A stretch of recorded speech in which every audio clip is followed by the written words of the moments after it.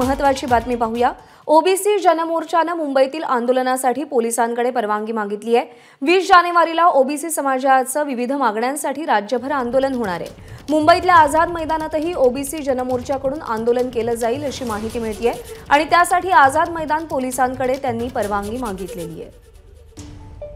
अल्पेश करकरे आपले प्रतिनिधी सध्या आपल्या सोबत आहेत। अल्पेश, एकीकडे 20 जानेवारीलाच मनोज जरांगे मुंबईच्या दिशेने कूच करतायत, तर ओबीसी संघ सुद्धा याच दिवशी मोर्चा काढतोय, आंदोलन करतोय।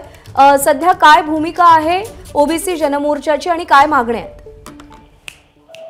ओबीसी जनमोर्चाने जातीय जनगणना व्हावी, तसेच ओबीसीमधून मराठ्यांना सरसकट प्रमाणपत्र देऊ नये व ओबीसी समाजाला निधी द्यावा या विविध मागण्यांसाठी 20 जानेवारी ला राज्यभर मोर्चाची आणि आंदोलनाची हाक दिलेली आहे। या पार्श्वभूमीवर मुंबईत आझाद मैदानामध्ये त्यांनी मोर्चाचं आयोजन केलेलं आहे आणि त्यासाठी मुंबई पोलिसांकडे, आझाद मैदान पोलीस ठाण्याकडे त्यांनी एक पत्र दिलेलं आहे की आम्ही 20 जानेवारी रोजी या ठिकाणी आंदोलन करणार आहोत।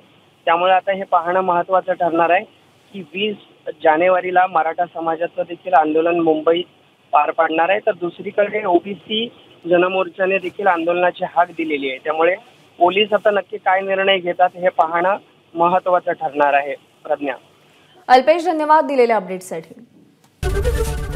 एबीपी माझा, उघडा डोळे बघा नीट।